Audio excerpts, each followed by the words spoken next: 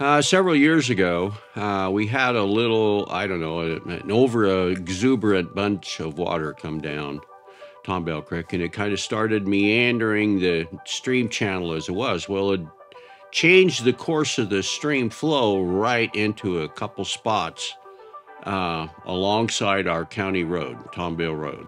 It really created a choke point in the road, and getting out and looking at it further, actually the road substructure as well as the road surfacing was being undermined by the creek, even past what you would consider the fog line.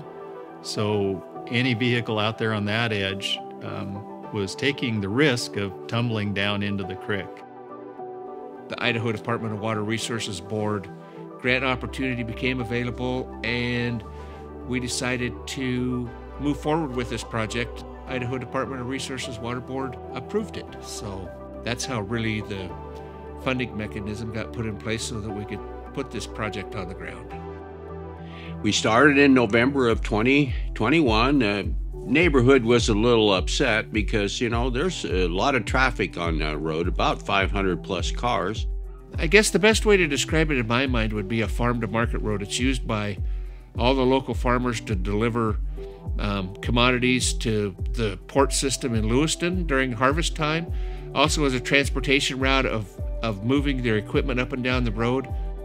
Twofold on this project. Number one, it was an erosion problem, and number two, a huge public safety issue. Eventually, it was all going to end up in the creek. Something had to be done. Final result was we decided to go with the Hill Fiker. They're a welded wire mesh, and they interlock. So you put them in layers, and each layer you put in, you backfill it and compact it, and then you put the next one on, and they have hooks on them, and they actually lock into the next one. So you're bringing up a fully supporting wall. They actually make such a sturdy wall that in big cities, they'll use them to build large